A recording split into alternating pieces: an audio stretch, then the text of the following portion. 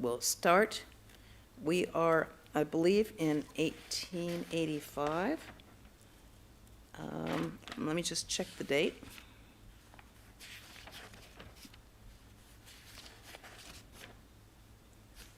And yes, March 11th, 1885.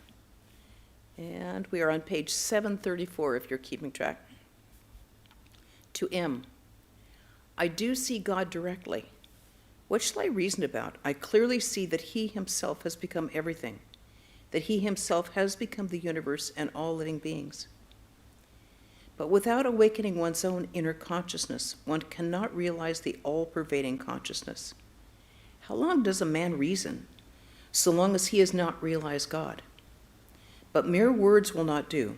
As for myself, I clearly see that he himself has become everything. The inner consciousness must be awakened through the grace of God.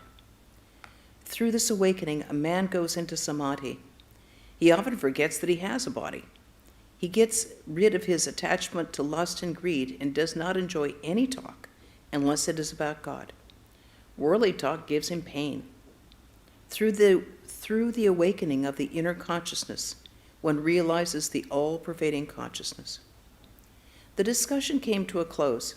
Sri Ramakrishna said to M, I have observed that a man acquires one kind of knowledge about God through reasoning and another kind through meditation. But he acquires a third kind of knowledge about God when God reveals himself to him, his devotee. If God reveals himself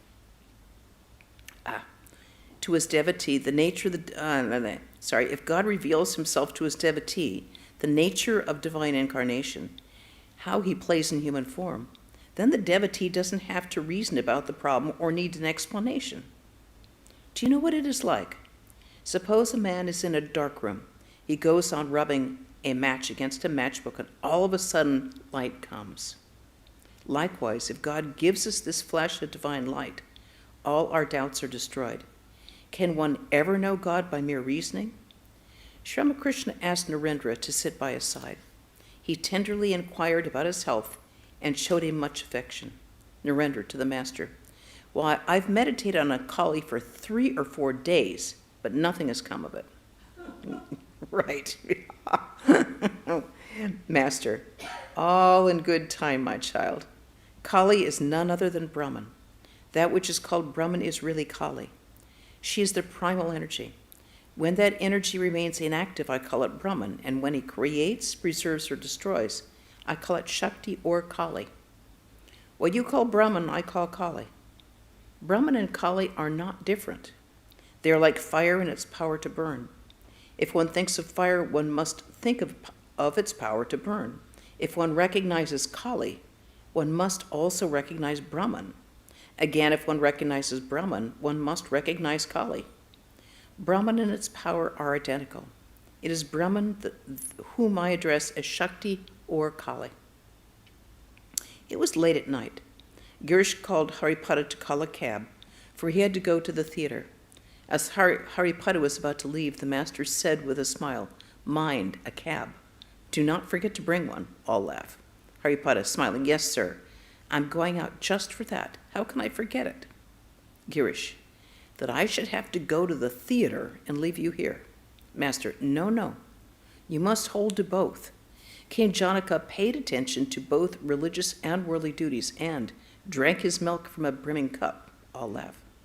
Girish, I've been thinking of leaving the theater to the youngsters. Master, no.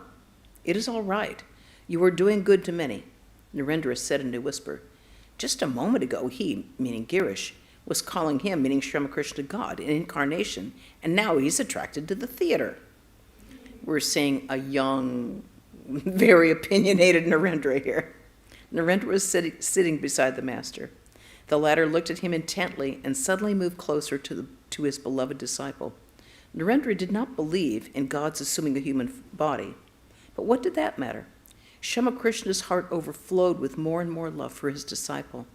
He touched Narendra's body and said, quoting from a song, do you feel that your pride is wounded?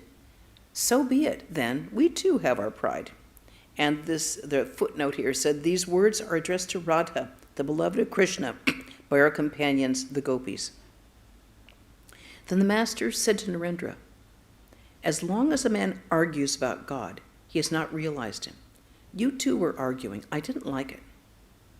How long does one hear music and uproar in a house where a big feast is being given, so long as the guests are not seated for the meal? As soon as the food is served and people begin to eat, 3/4 of the noise disappears. All laugh. When the dessert is served, there is still less noise. But when the guests eat the last course, buttermilk, then one hears nothing but the sound soup, soup.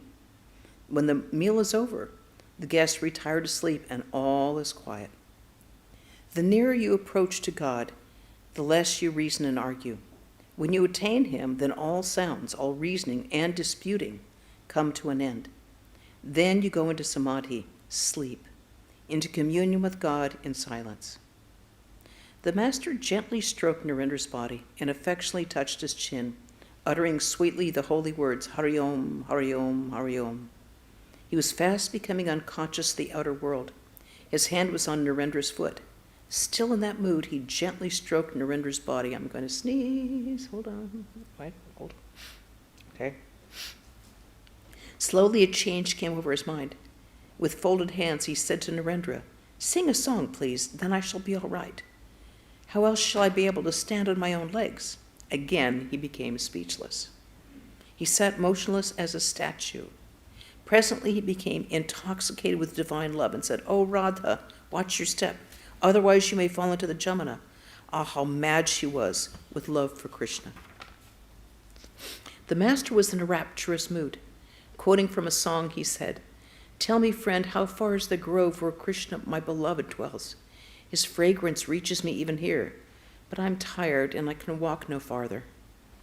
Then the master completely forgot the outer world. He did not notice anyone in the room, not even his beloved Narendra seated by his side. He did not know where he himself was seated. He was totally merged in God. Suddenly he stood up, shouting, deep drunk with the wine of divine love. As he took his seat again, he muttered, I see a light coming, but I know not whence it comes. Now Narendra sang, Lord, thou hast lifted all my sorrow with the vision of thy face, and the magic of my beauty has bewitched my mind. Beholding thee, the 7 worlds forget their never-ending woe. What shall I say then of myself, a poor and lonely soul? Listening to the song, Sri Ramakrishna again went into deep samadhi. His eyes were closed, and his body was transfixed. Coming down from the ecstatic mood, he looked around and said, Who will take me to the temple garden? He appeared like a child who feels confused in the absence of his companion. It was late in the evening. The night was dark. The devotees stood by the carriage that had been brought to take the master to Dakshineshwar. They helped him in gently, for he was still in deep ecstasy. The carriage moved down the street, and they looked after it with wistful eyes. Soon the devotees turned homeward, a gentle south wind blowing in their faces. Some were humming the lines of the song, Lord, thou hast lifted all my sorrow with the vision of thy face, and the magic of thy beauty has bewitched my mind. Excuse me, my nose is itching now. This is the end of that day. Were there any questions or comments about what we've read so far? Any? Okay, then we'll move on to April 6th, 1880. I think this is a little loud, Davy. No? Okay, is it fine? I'm just sounding a little tinny to myself. It's all right. If it's okay out there, it's fine with me. Sri Ramakrishna sat in the drawing room at Balaram's house talking to M. It was a very hot day, and long past 3 o'clock. He had come to Calcutta to see some of his young disciples, and also to visit Devendra's house, master to M. I gave my word that I would be here at 3 o'clock, so I have come, but it is very hot. M. Yes, sir, you must have suffered very much. The devotees were fanning Sri Ramakrishna. Master, I have come here for Babaram and the younger Naren. Why haven't you brought Purna? M. He doesn't like to come to a gathering of people. He's afraid you might praise him before others, and his relatives might then hear about it. Master, yes, that's true. I won't do it in the future. Well, I understand that you are giving Purna religious instruction. That is fine. M. As a matter of fact, The same thing is written in one of the textbooks of the school. It says, with all thy soul love God above, as thyself thy neighbor love. If their guardians are displeased with such teachings, it can't be helped. Master, no doubt many things are like that are written in those books, but the authors themselves do not assimilate what they write. The power of assimilation comes from associating with holy men. People will listen to instruction only when it's given by a sadhu who has truly renounced the world. They are not much impressed by the writings or the words of a mere scholar. Suppose a physician has a big jar of molasses by his side, and he asks his patients not to eat molasses. The patients won't pay much attention to his advice. Well, how do you find Purna? Does he go into an ecstatic mood? Into ecstatic moods? M. No, I haven't noticed in him any outer sign of such emotion. One day I told him those words of yours. Master, what words? M. You told us that if a man is a small receptacle, he cannot control spiritual emotions. But if he is a large receptacle, he experiences intense emotion without showing it outwardly. You said a big lake does not become disturbed when an elephant enters it. But when an elephant enters a pool, one sees tremendous confusion and water splashes on the banks. Master, Purna will not show his emotion outwardly. He hasn't that kind of temperament. His other signs are good. What do you say? M. His eyes are very bright and prominent. Master, mere bright eyes are not enough. The eyes of a godly person are different. Do you ask him what he felt after meeting me? M. Yes, sir, we talked about that. He has been telling me for the last 4 or 5 days that whenever he thinks of God or repeats his name, tears flow from his eyes and the hair on his body stands on end. Such is his joy. Master, indeed, that's all he needs. The master and M were silent a few moments. Then M said, he is waiting. Master, who? M, Purna. Perhaps he has been standing at the door of his house. When any of us passes that way, he will come running and salute us. Master, Sri Ramakrishna was resting, reclining against a bolster. M had brought with him a 12-year-old boy who was a student in his school. His name was Kshirod. M. He is a nice boy. He finds great joy in spiritual talk. Master, smiling. He has eyes like a deer. The boy saluted Sri Ramakrishna, touching his feet. Then he gently stroked the master's feet. Master to M. Rakala is staying at home now. He has an abscess and not well. I understand that his wife expects a baby. Paltu and Binod were seated in front of Sri Ramakrishna. Master to Paltu, smiling. What did you say to your father? To M. He answers back when his father told him not to come here. To Paltu, what did you say? Paltu, I said to him, yes, I go to him. Is that wrong? The master and M laugh. I shall say more if necessary. Master to M, smiling. No, you shouldn't go. Should he go so far? M, no, sir, he should not go so far. Sri Ramakrishna laughs. Master to Binod, how are you? Why haven't you come to Dakshineshwar? Binod, I almost came, but then I was afraid of falling ill again. I've been ill and I'm not doing well. Master, come to Dakshineshwar with me. The air is very good there. You will recover. The younger Naran entered the room. Sri Ramakrishna was going out to wash his hands and face. The younger Naran followed him with a towel. He wanted to pour water for the master. M was with him. Master, it's very hot today. M, yes, sir. Master, how do you live in that small room of yours? Doesn't it get very hot on the upper floor? M, yes, sir, it gets very hot. Master, besides, your wife has been suffering from brain trouble. You should keep her in a cool room. M, yes, sir. I've asked her to sleep downstairs. Sri Ramakrishna returned to the drawing room and he took his seat. Master to M. Why didn't you come to Dakshineshwar last Sunday? M. Sir, there was no one else at home. My wife was not well and no one was there to look after her. Sri Ramakrishna was on his way in a carriage. Devendra's house in Nimu. Sri Ramakrishna was on his way in a carriage to Devendra's house in Nimu Goswami's lane. The younger Nara, M, 1 or 2 other devotees were with him. The master felt great yearning for Purna. He began to talk of the young disciple. Master to M, a great soul. Oh, How could he make me do japa, or how could he have me do japa for his welfare? But Purna doesn't know anything about it. Am and the other devotees were amazed at his words.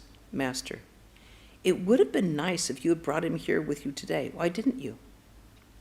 Seeing the younger Naran laugh, the master and the other devotees laughed too. The master said to M, laughing and pointing to Naran, "Look at him, look. Look how naive he looks when he laughs, as if he knew nothing. He never thinks of these three things: land, wife, and money. God cannot be realized unless the mind is totally free from lust and greed." The carriage proceeded to Devendra's house. Once Sri Ramakrishna had said to Devendra at Dakshineshwar, "I have been thinking of visiting your house one day." Devendra had replied, "The same idea came to my mind today, and I have come here today to ask that favor of you. You must grace my house this Sunday." But the master said, "You have a small income. Don't invite many people. The carriage hire will also run to a big amount." Devendra had answered, laughing, "What if my income is small? One can run into debt to eat butter." At these words, Sri Ramakrishna had laughed a long time. Soon the carriage reached Devendra's house. Sri Ramakrishna said to him, "Devendra, don't make elaborate arrangements for my meal. Something very simple will do. I'm not very well today." Sri Ramakrishna seated himself in the drawing room on the ground floor of Devendra's house. The devotees sat around him. It was evening. The room was well lighted. The younger Naran, Ram, M, Girish, Devendra, Akshay, Upendra, and some other devotees were present. As the master cast his glance on a young devotee, his face beamed with joy. Pointing to the devotee, Sri Ramakrishna said to the others, "He is totally free from attachments to land, wife, and money, the three things that entangle one in worldliness. The mind that dwells on these three cannot be fixed on God." He saw a vision, too, to the devotee. "Tell us, what did you see?" Devotee, laughing, "I saw a heap of dung. Some were seated on it, and some sat at a distance." Master, it was a vision of the plight of the worldly people who are forgetful of God. It shows that all these desires are disappearing from his mind. Need one worry about anything if one's mind is detached from lust and greed? How strange! Only after much meditation and japa could I get rid of these desires, and how quickly he could banish them from his mind. Is it an easy matter to get rid of lust? I myself felt a queer sensation in my heart 6 months after I began my spiritual practice. Then I threw myself on the ground under a tree and wept bitterly. I said to the Divine Mother, "Mother, if it comes to that, I shall certainly cut my throat with a knife." To the devotees, if the mind is free from lust and greed, then what else can obstruct a man? He enjoys then only the bliss of Brahman. Shashi, that is later became Swami Ramakrishnananda, had recently been visiting Sri Ramakrishna. He was studying at the Vidyasagar College for his bachelor's degree. The master began to talk about him. Master to the devotees, "That boy will think about money for some time, but there are some who will never do so. Some of the youngsters will not marry."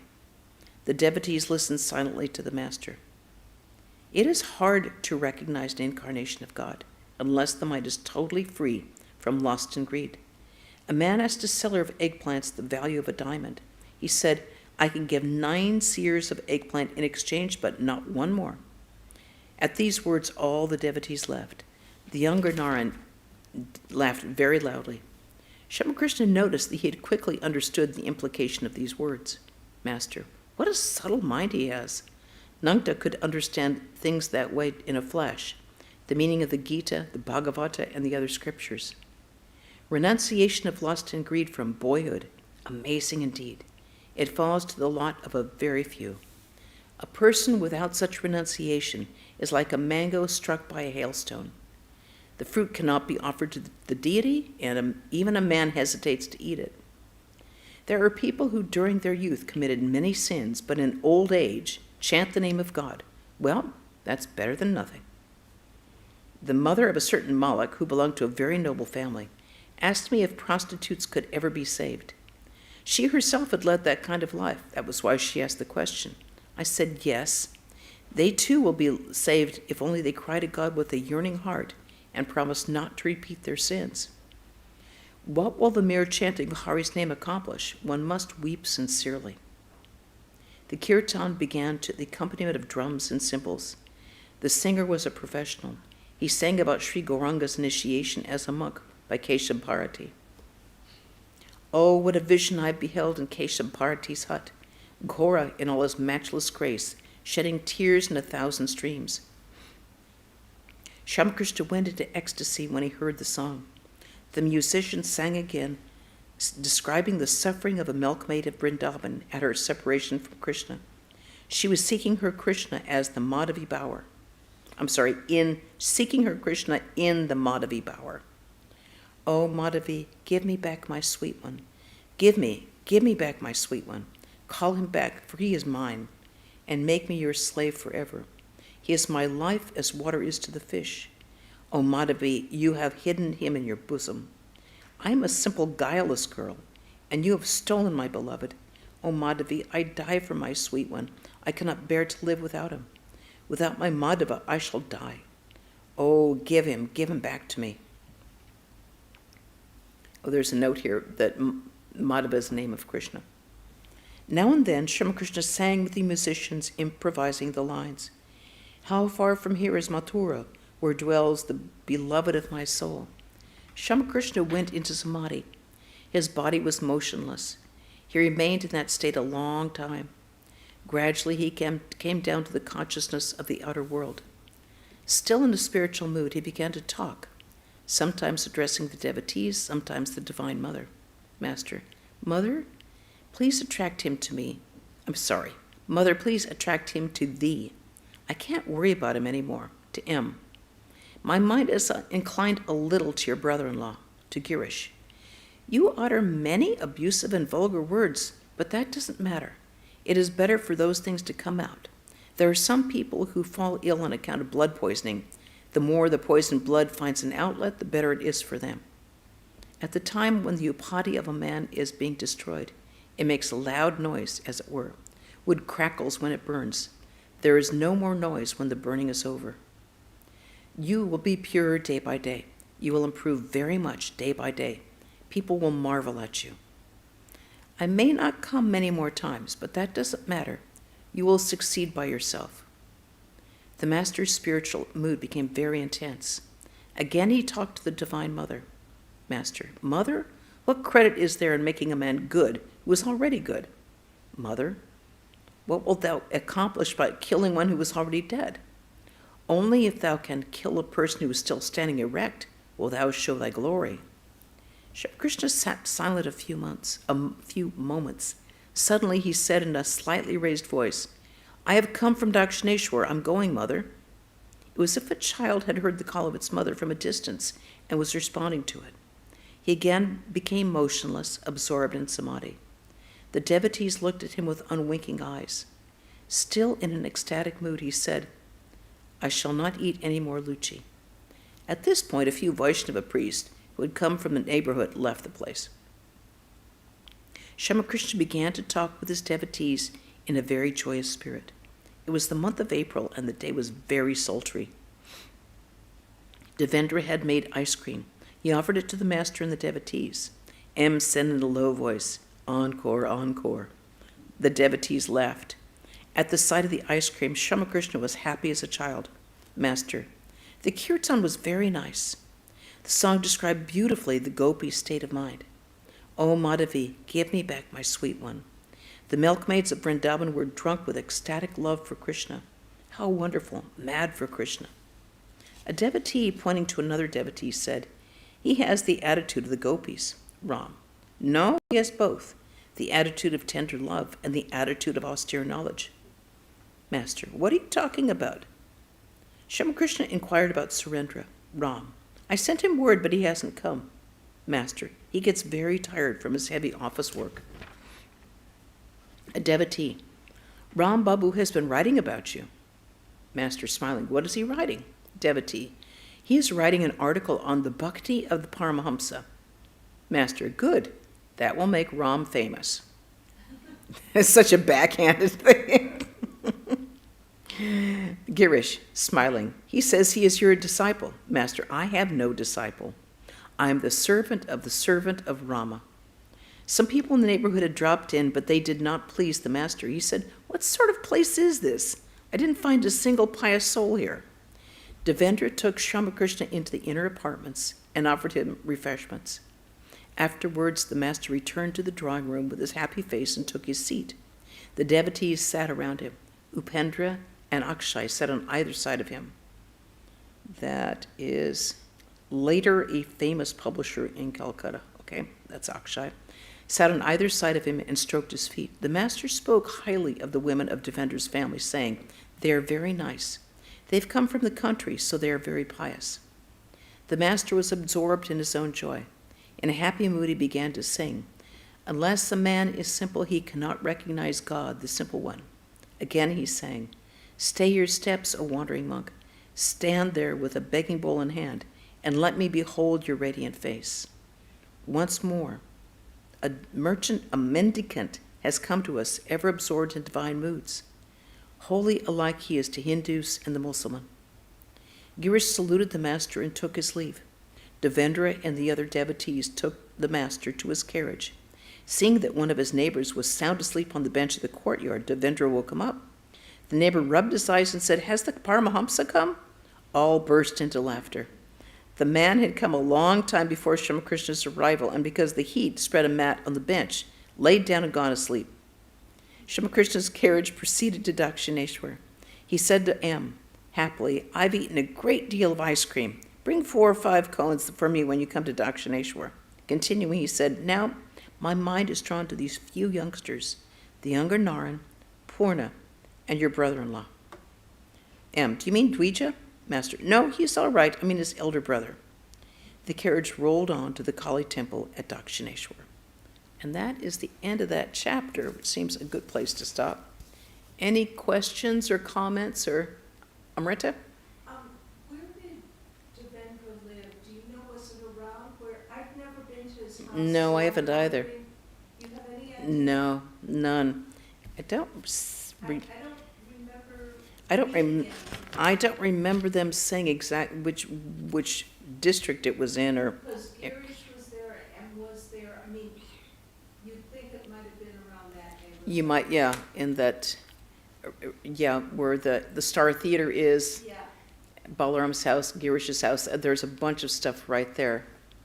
It isn't that far from Mother's place, is it? no, not that. Yeah, Udboden, so it's that whole section, but I don't know where Devendra's, God only knows if it's still standing. Yeah, right. Any other questions or things to bring up? When he said he had eaten a lot of ice cream today, was he referring to something else? No, Like- ice cream, He really, okay, a real ice cream cone. okay. He wasn't referring to he had great discussions with, the boys or something. No, he really had ice cream. And Okay. April is just impossibly terrible in that heat. It's just super, super, super hot, and it's super, super humid. It's just unbearable. God. How could M carry ice? Yeah, how could M carry ice cream is really the question. So maybe they packed it in some ice around, or maybe some straw and ice. I've always had this visual, and Swami Ramakrishna did the same thing of carrying ice or carrying ice cream. It's like, how did they get there? Because it's not the slightest bit close, and the heat is improbably terrible. I mean, I don't know how people survive. I think that's why they keep the hours they do. It's like the Mangal Aratis at like 3:30 or 4 in the morning, and then supper is like 9:30 or 9:30 at night, and in the middle of the day, people are like, the place is deserted. I was walking around looking for something that was open, a human being no, everyone's down for the count. It's just so incredibly hot. And there the British were with all their uniforms on, and ladies with their petticoats. Yeah, no wonder they died off. Any other questions? Can I ask a delicate question? Sure. Has anybody ever written about Maharaj's child? And Died. It was a son, I think. It was a son, and he died Yeah. young, very young. Yeah, and I want to say 1 or 2 years old, somewhere in that vicinity. Christian Brunner, do you have any recollection? It seems to me that that's what I've heard. And then his wife passed away also. I think that's all I've ever heard, is they both passed away very quickly. Shivananda's wife also passed. Yeah, just that much karma to get through and bus. Yeah. All right, so we do have some announcements. Tomorrow the lecture will be on joy to the world. And a week from tomorrow is Holy Mother's Puja. Yay! So there won't be a lecture next week. There will be Holy Mother's Puja beginning approximately 11 a.m., followed by the Homa fire and prasad. So all you out there, it will all be live. It'll be live streamed or Zoomed. I don't know. YouTube. Okay, so you'll be able to join that way. And let's see, Wednesday we will have a reading. Right. No reading. No, we're canceling the reading. You're right. Yeah, well, yeah. Yes, next week is, you get to read by yourself. Because next Saturday we'll still be right in the middle of preparations for Holy Mother's Puja. And Wednesday, we won't, Wednesday timing is not good, so we will not be able to have this reading of Glimpses of a Great Soul. So that'll make you yearn for more when we return the week following. Okay, wish you could all come here for Mother's Puja, because that is going to be a beautiful, beautiful thing. And I think that's it. Okay, close with a chant. Om Shanti Shanti Shanti Hari Om Tat Sat Sri Ramakrishna Arpanamastu. Thank you for joining us in person and out there. Stay well, everybody. Stay happy. Stay warm. Okay, Jai Ma, Jai Ma.